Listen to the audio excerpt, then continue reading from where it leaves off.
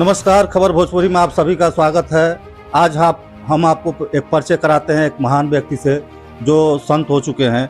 हम बता दें आपको कि चैत पूर्णिमा के गंगा स्नान के लिए यह यहाँ पे पधारे हुए हैं। माँ नारायणी नदी में यह चैत पूर्णिमा पर गंगा स्नान करेंगे और वह काफ़ी दूर से आए हुए हैं। हम जानेंगे इनका परिचय। हम बता दें पहले आपको कि ये पंचदशनाम जूना अखाड़ा श्री भूतनाथ महादेव देविका घाट आनंद आश्रम उधमपुर से ये आए हुए हैं। ये हमारे इस समय अतिथि हैं। हम आपको बता दें कि ये उतना दूर से चलकर आकर और माँ नारायणी में चैत पूर्णिमा के दिन गंगा स्नान करेंगे। सबसे पहले हम जानेंगे इनका परिचय कि अखाड़े का इनका क्या है। जी जय श्री राम। सबसे पहले आपको धन्यवाद कि हमारे आने की जानकारी आप सबको मिली यहाँ पे। वैसे तो मैं साल 2 साल में चक्कर मारता हूँ, मैं आता रहता हूँ इस क्षेत्र में। माँ नारायणी के तट पे काफ़ी जुड़ाव है अपना। हमारी आत्मिक इच्छा होती है हम कभी साधना करने यहाँ पे आएँ, लेकिन माँ ने मौका नहीं दिया। अभी हमारा जो तपोभूमि है जम्मू कश्मीर में है। हम वहाँ लगभग 25 साल हो गए मुझे वहाँ रहते हुए, साधना करते हुए। इसके पहले हम उत्तराखंड में थे, बद्रीनाथ में 12 साल साधना की। और उत्तर प्रदेश में जब भी हम आते हैं तो अयोध्या प्रयागराज में कल्पवास हमारा होता है। अभी महाकुंभ प्रयागराज के सिलसिले में हम आए थे, तो 3-4 महीने की ड्यूटी हमने सेवा महात्माओं की वहाँ की प्रयागराज में। तो थकावट बस जल्दी हम नहीं आ पाए थे यहाँ पे, तो भैया ने फ़ोन किया कि महाराज जी इधर दर्शन देकर जाइए। जम्मू जाने वाले थे, लेकिन जम्मू से हम लखनऊ से वापस आ गए। तो माँ नारायणी की पूजा करने के बाद से कल पूर्णमासी कर वहाँ माँ नारायणी की पूजा करेंगे, फिर गंगा स्नान करेंगे, उसके बाद हम आगे प्रस्थान करेंगे। हमारा परिचय भी देखिए, संत का कोई परिचय नहीं होता। संत की साधना और सेवा, समाज के लिए हम जब जन्म हमारा अवतार हुआ है, समाज में जो हमारी सेवा होती है, आध्यात्मिक सेवा, विद्या सेवा, अनाथ बच्चों को जिनकी कोई पढ़ाई लिखाई नहीं करा पाता उनको हम आश्रमों में रखते हैं, उनको पढ़ाते लिखाते हैं, आगे बढ़ाते हैं। हमारा परिचय महेंद्र धनराजगिरी के नाम से है और हम इस टाइम जम्मू कश्मीर संत समाज में अध्यक्ष भी हैं, अंतर्राष्ट्रीय पत्रकार महासंघ के में राष्ट्रीय संरक्षक भी हैं। और उत्तर प्रदेश की भूमि हमारी जन्मभूमि के तौर पे है, इसलिए हम इस भूमि को प्रणाम करते हैं। आप सबको यही आशीर्वाद हमारा रहेगा कि जीवन में मौका बहुत कम मिलता है और जब भी मौका मिले तो चूकना नहीं चाहिए। आज उत्तर प्रदेश का शासन प्रशासन बहुत अच्छा चल रहा है, जम्मू कश्मीर की अपेक्षा तो बहुत अच्छा हमारे यहाँ। उत्तर प्रदेश में जब भी हमारी गाड़ी आती है तो लोग बड़ा सम्मान से, श्रद्धा से हमारे प्रति समर्पित रहते हैं। जिला बहराइच में भी हमारा एक आश्रम है जो हमने आज से 1990 में बनाया था। जब भी मैं आता हूँ ठंडियों के समय, शीतकालीन में 2 महीने निवास मेरा वहाँ चलता है, नरसिंह धाम के नाम से। तो वहीं से हम उत्तर प्रदेश में जहाँ जहाँ मेरे प्रोग्राम होते हैं, सत्संग के, आध्यात्मिक के, योगा के, हम वहीं से रिसीव करते हैं। गुरुजी, हम यह जानना चाहेंगे कि आपका उत्तर प्रदेश से और जम्मू कश्मीर के बीच का सफ़र जो रहा वो कैसा रहा और उसमें क्या क्या अड़चने आई? देखिए भैया, अड़चन तो कुछ नहीं आई। देखिए, एक लक्ष्य बनता है कि हमें अयोध्या दर्शन करना है या काशी दर्शन करना है, तो सफ़र तो बहुत लंबा है। अब ड्राइविंग करके हम कार लेके वहाँ से जम्मू से 3-4 स्टेट पार करते हैं, पंजाब, हरियाणा, उत्तर प्रदेश पार करते हुए मुझे यहाँ आना पड़ता है। तो समझे कि 1750 किलोमीटर का सफ़र ये लॉन्ग रूट पड़ता है। उसी में बीच में कभी दिल्ली बाईपास पे अपने आश्रम में वहाँ रुक गए, कहीं मेरठ में रुक गए, तो स्टॉप करते करते आश्रम में आते हैं और कोई समस्या नहीं होती। देखिए, हम साधक के लिए जानते हैं कि अगर हमारा लक्ष्य बना है कि हमें धर्म कार्य से आगे बढ़ना है तो अड़चनें तो आती हैं, उन अड़चनों से हमें घबराना नहीं चाहिए। प्रशासन ने जगह जगह सहयोग किया, हमारा करते रहते हैं।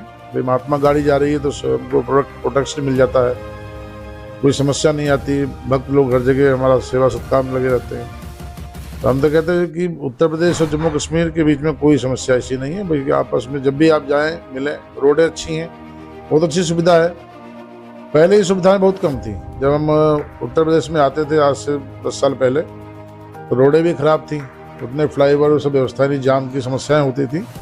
लेकिन माननीय योगी जी के मुख्यमंत्री बनने के बाद सारी सुविधाएं बहुत अच्छी हो गई।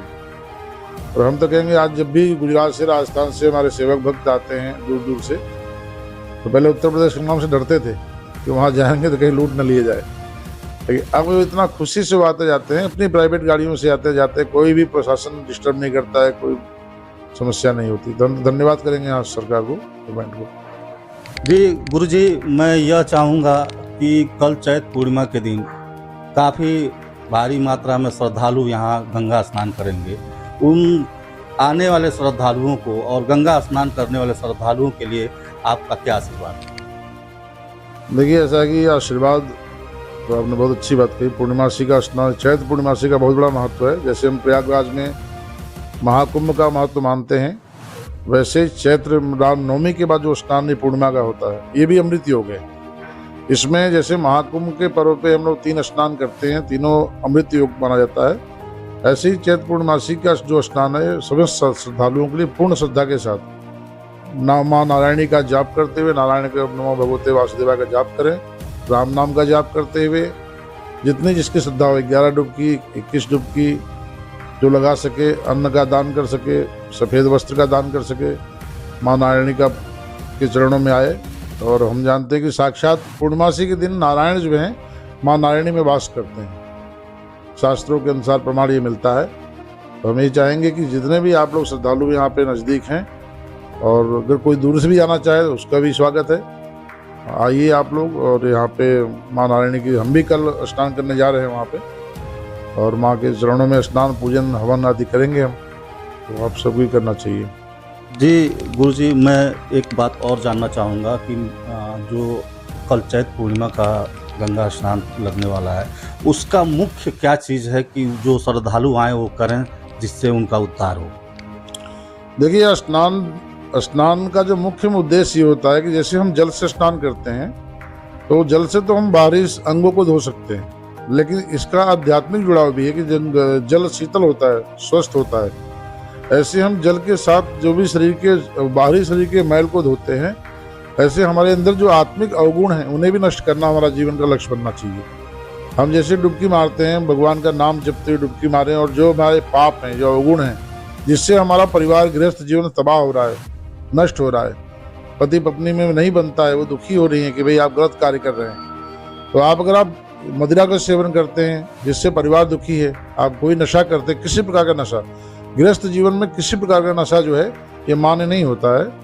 और हम तो जानते हैं नशा करना भी नहीं चाहिए, क्योंकि आपके एकमात्र नशा करने से परिवार के 4 सदस्य दुखी हों। तो हम तो जानते हैं अन्न से बड़ा कोई नशा नहीं होता है, धन से बड़ा कोई नशा नहीं होता है, मद से बड़ा कोई नशा नहीं होता है। ये 4 प्रकार के नशा तो आपके जन्मजात हैं, आपके जन्म होते ही आपके साथ चले जाते हैं। तो बाकी इन सब चीज़ों से दूर रहें, अपने गृहस्थ जीवन स्वस्थ और सुरक्षित रहेगा, तो सन्यासी महात्माओं का जीवन भी सुरक्षित रहेगा। क्योंकि अगर हम लोग भिक्षा लेने कहीं जाएंगे, ग्रहण कर देंगे, तो उस घर में जो है व्यवस्था नहीं रहेगी तो हम कहाँ जाएंगे। तो सबसे बड़ा गृहस्थ जीवन होता है। गृहस्थ जीवन से समस्त जो है धर्म निकले हुए हैं, धर्म का पालन होता है, यज्ञ होता है, हवन होता है। तो गृहस्थ को स्वस्थ बनाइए तो भगवान की कृपा आपके जीवन में बनी रहेगी। हाँ, गंगा स्नान पे बहुत अच्छी बात बताई आपने श्रद्धालुओं के लिए, उसके लिए मैं कोटि आपको प्रणाम करता हूँ। गुरुजी, मैं ये चाहूँगा कि आप जम्मू कश्मीर के लोगों को अपने योग साधना से धन्य किए हुए हैं। मैं यह जानना चाहूँगा, क्या उत्तर प्रदेश में भी कोई ऐसी आपकी एक मठ या ऐसी चीज़ बन सकती है कि जिससे यहाँ के लोग भी आपके योग साधना से धन्य हो जाएं? ठीक है भैया, आपने हमारी जो अगला लक्ष्य यही है कि जैसे मैंने 12 साल गुजरात में साधना की, 12 साल बद्रीनाथ में की, 12 साल उत्तराखंड में की, उसके बाद 12 साल से ऊपर इस टाइम 15 साल 16 साल हो गया कश्मीर में रहते हुए। तो अगला लक्ष्य शायद माता रानी चाहेगी, भोलेनाथ की इच्छा बनी तो, इच्छा तो है मन में, तो उत्तर प्रदेश की भूमि में भी कुछ धर्म कार्य करें हम अपनी तरफ से। लेकिन अभी भूमि के ऊपर डिपेंड है कि भूमि हमें स्थान दे रही कि नहीं दे रही। क्योंकि हमारे गुरु जी कहा करते थे कि जब तक तुम्हारा अन्न जल इस भूमि पे नहीं होगा तब तक तुम वहाँ जा नहीं सकते हो। अब बहराइच की और यहाँ की दूरी कितनी है? मुश्किल से 350 किलोमीटर आसपास। लेकिन यहाँ आने के लिए मुझे 4 महीने वेट करना पड़ा। हम बहराइच में कल्पवास कर रहे थे, 4 महीने बाद यहाँ पहुँचा हूँ। तो इतनी दूरी हम नहीं तय कर पा रहे हैं। तो ये जब तक भूमि हमें नहीं बुलाएगी, अन्न नहीं बुलाएगा, जल नहीं हमें बुलाएगा, तो इसीलिए कहते हैं संत महात्मा कि हम लोग कोई भी एक अनुष्ठान करते हैं तो भूमि शोधन करते हैं, पूजन करते हैं। भूमि अगर आज्ञा देती है कि आपको यहाँ रहना है, इच्छा तो मन में है कि हम यहाँ के जनमानस के बीच में रहें और माँ नारायणी के तट पे ही कुछ साधना कुटिया बनाएं, कुछ दिन कल्पवास करें। शायद ईश्वर की इच्छा बनी, आप लोगों का प्रेरणा रही तो अगले साल से मैं कल्पवास में सोच रहा हूँ, कल्पवास 1 महीने का नारायण तट पे करने का। तो अगर आप लोगों का सहयोग रहा तो मैं 1 महीने पूरा कल्पवास करेंगे तो जनमानस से थोड़ा घुल मिल जाएंगे। क्योंकि देखिए यहाँ का लैंग्वेज, हमारे यहाँ का जो भाषा है वो बहुत फर्क है। आप लोगों की भाषा बहुत कुछ ऐसी हम समझ नहीं पाते हैं। तो हमें पहली बात कल्पवास के माध्यम से जनता हमें जान लेगी कि महात्मा का क्या लक्ष्य होना चाहिए। क्योंकि हम देख रहे हैं साधु रूप में घर घर भगवे पहने घूम रहे हैं, गली गली माला लेके घूम रहे हैं। उन्होंने ऐसा गंध फैला रखा है, मतलब इतना माहौल गंदा कर दिया है कि पूछिए मत। तो लोगों का साधुओं से विश्वास टूट गया है। अगर हम कुटिया बना के रहते भी हैं तो कुछ अफवाहें ऐसी उड़ जाएंगी, अरे बाबा ही करते हैं, बाबा वो करते हैं, तो हम सीधे साधे नाप ना हो फंस जाएं। तो पहले जनता को हम समझेंगे, जनता हमें समझे। वहाँ पे हवन डेली होगा, जो बच्चे छोटे विद्यार्थी हैं वो मेरे साथ रहेंगे, कुछ ब्राह्मण जनता भी रहेगी मेरे साथ। तो अपना कल्पवास का मतलब ये होता है कि हम वहाँ साधना करेंगे और फिर उसके बाद माता रानी की कृपा हुई, आप लोगों की प्रेरणा, तो कुछ भूमि खरीद के एक आध आश्रम का निर्माण भविष्य में किया जाएगा। बता दें आपको कि अभी आपने गंगा स्नान और उसका क्या लाभ है और किस तरीके से स्नान करना चाहिए गुरुजी ने हम लोगों को बताया। और इन्होंने ये भी बताया कि चैत्र पूर्णिमा पर गंगा स्नान का क्या महत्व है, सब कुछ इन्होंने बताया। आप खुद देख सकते हैं और समझ सकते हैं। तो छोटे बड़े खबरों के लिए हमारे साथ बने रहें। हनुमान सिंह का नमस्कार।